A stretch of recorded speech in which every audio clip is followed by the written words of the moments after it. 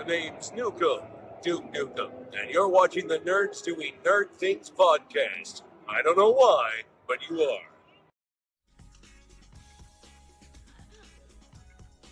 What's going on, nerds, and welcome to the next episode of AJ Ranks, where we're still doing Batman. And with that, we're going to the video game universe, where I have not come close to playing all of them at all, as you guys can see on your screen. But we're going to rank them, and I'm going to put them where I think they should go. Let me know down in the comment sections where you think they should go. Hit that like button. Subscribe to the Nerds Doing Nerd Things podcast. And all right, so let's get right into it. And the first one we're going to do is Lego Batman 3 Beyond Gotham. This is really the only Lego game that I have played outside of the Harry Potter and the Star Wars, which there's really not much left over after that. But I enjoyed it. I enjoyed the kind of funny story that they're trying to tell. But it's Legos. You're having fun. If you've played any of the Lego video games, you've basically played them all just different IPs. I do like how you can go in and play literally all the freaking characters. But it's fun. It's fun to get into. It's fun to just go in there, shut off your brain, and just the whole time. It's basically that, from level to level, and then going back with other characters into those levels to then finish off collecting everything.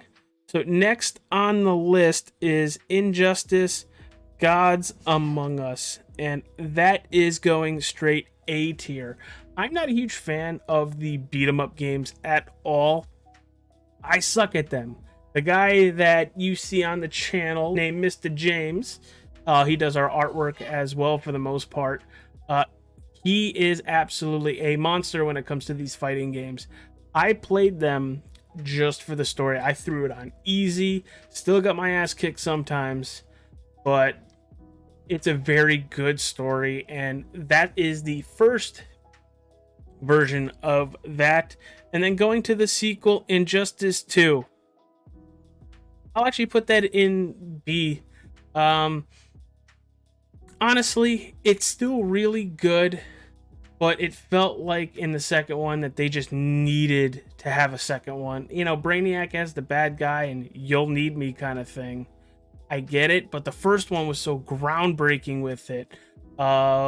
Joker makes Superman kill Lois Lane. Happy gasses him with Scarecrow's fear toxin in it. But holy crap, that's the shock value. In the second one, it's just Brainiac wanting to take over the world, basically. And now they all have to get back together and, you know, fight. It's really cool at the end of it, whether who you side with. But it's okay. It's really good. It's definitely a good sequel, but I don't think it's ever going to beat the original to it. So let's get into the Arkham series with the baby version of the Arkham series, Arkham Origins. That is gonna go B tier. This was a really good story. You got Troy Baker playing the Joker, and then you have Roger Craig Smith playing Batman. Very, very fun to watch. This is Batman 2 years into him being Batman. With that, you have him still being a rookie. You know, who's the Joker? The Penguin's there. You have Deadshot, Deathstroke. You have all these cool villains. Also, you have a thing with Mr. Freeze and that whole Nora storyline there. But it's a good story. It's a excellent story by that. It just feels like it slips up when you feel like it really needs to keep going. And it's gonna go B tier because I really like it. It's just it feels like it drags at certain points. When you're just in the vents, just clearing rooms after clearing rooms. Like, I love the hotel where you're just in with the Joker's carnival and everything, trying to go through boom to boom to boom to clear it. And as you're doing that, you're hearing the Joker, and also, you know, Troy Baker as the Joker. Holy crap. And then they do the kind of Killing Joke Red Hood kind of thing. That was cool. I love that from the side of clown prince of crime.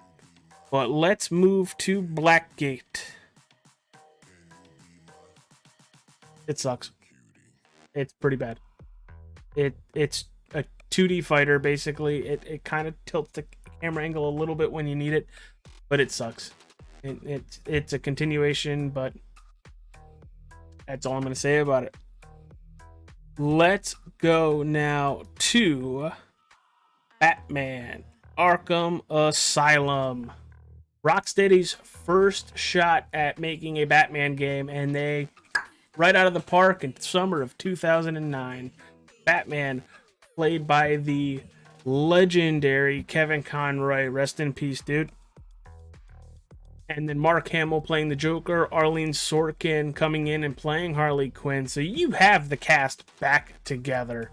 But basically, Joker purposely gets captured, purposely causes a fire in Blackgate, and his crew moves into Arkham. Joker gets loose, and here's that clip. Ta-da! Honey, I'm home. Come on in.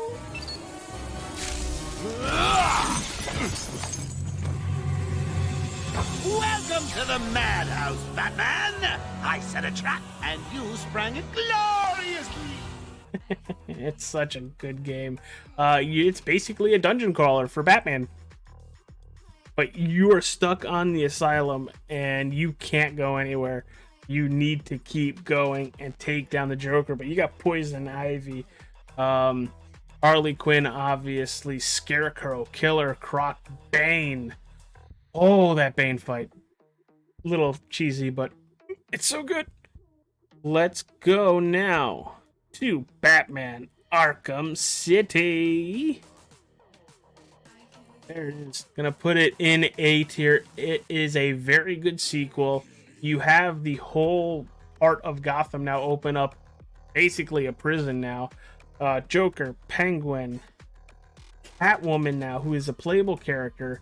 You had to pre-order it to get Catwoman, but now it comes with the Game of the Year editions and all that stuff, and the Return to Arkham, which we'll get to in a little bit. Mr. Freeze, Two-Face, obviously the Riddler, which I forgot to mention in Arkham Asylum. Boy, there was like 100 something riddles in Arkham Asylum. There's 200 in Arkham City and about 400 in Arkham Knight, which we'll talk about in just a couple. But the story is really good. I was really surprised with the tactic they were taking with killing the Joker because of the ending of Arkham Asylum, where he injects himself with that Titan serum. I was shocked by it, but that's where the game should have ended, and that's why it's not an S tier. You know, you had Ra's al Ghul do all his stuff. You have that climax, and then off of the Wonder Tower, there's a screen right there. Talia is being held captive by Joker. You know, it felt like you went from climax to a low, trying to get back to a climax, where I kind of wish they had the Wonder Tower stuff, but not like climax, like separated a little bit more. I just felt like you were going from an up, back to a down, back to an up, when you could have, went up, came down, and then gradually came back up. But it's fun. I really like it. It's a pain in the ass to get around that horseshoe of a map, but you get the glide boost, which helps so much. All right, so let's take it to Batman VR. This is for PlayStation, and what it really is about an hour and a half of you being Batman, but Batman is also turning into the Joker. So it's cool. It's fun.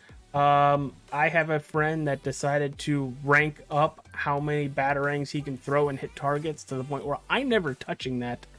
But it's fun. It's just very, very short, and it does make you feel like Batman, especially if you're leaning over the edge and you're looking straight down. No, don't do it if you're afraid of heights, but I'd give it a shot, but you can skip it. You very much can skip it.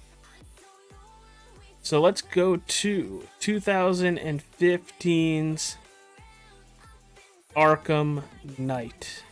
Now, I know I'm in the minority here, but this one's my favorite. 100%. Not just because you get the Batmobile and evening the odds, but, you know, you have Scarecrow taking everything over. You have Jason Todd coming back playing the Arkham Knight. You still have Kevin Conroy. Mark Hamill was a complete surprise. They kept that son of a gun under wraps.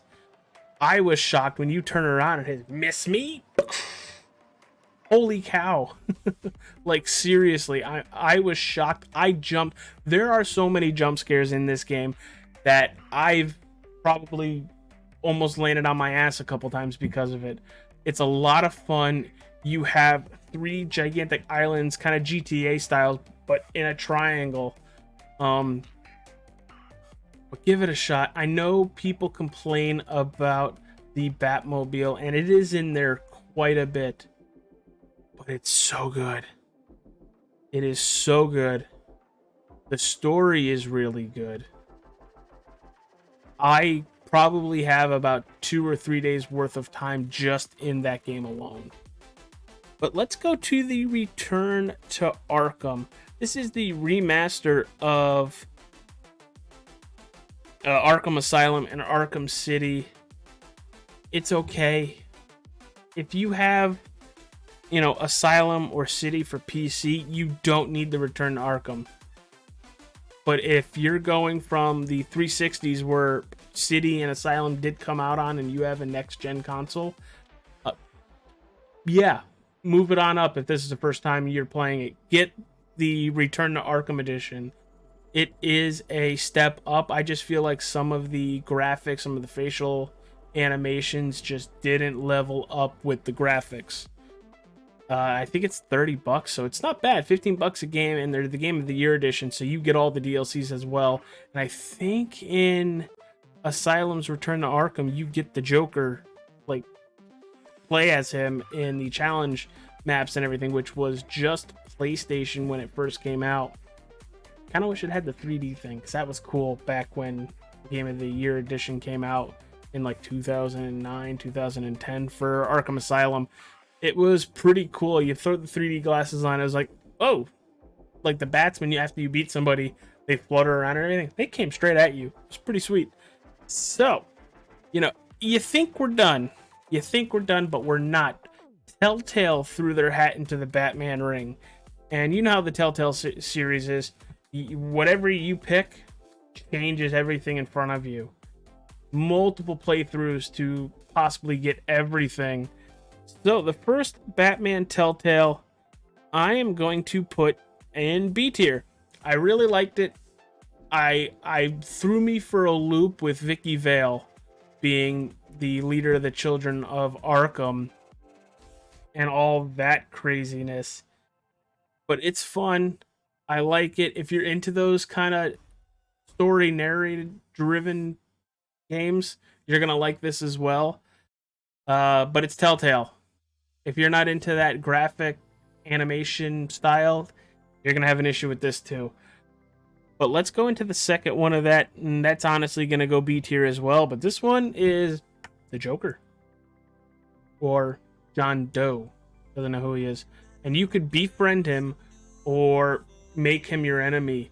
Now, this one's got a lot of Harley Quinn in it as well. You have Bane, and Bane is the smart Bane that you see from Christopher Nolan's The Dark Knight Rises kind of thing, without the voice like this. But, you know, the smart Bane, not the Uma Thurman, Poison Ivy, bodyguard Bane. But guys, that's my list. Let me know what yours is. What's your S tier? What's your A tier? But hit that like button, subscribe, and thank you for tuning in to the Nerds Doing Nerd Things podcast.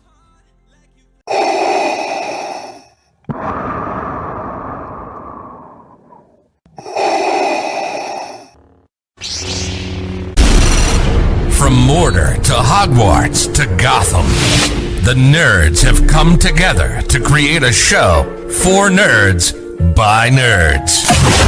Join Nerds Doing Nerd Things as they talk about all things nerdy. Stay up to date on the show by liking the Nerds Doing Nerd Things Facebook page.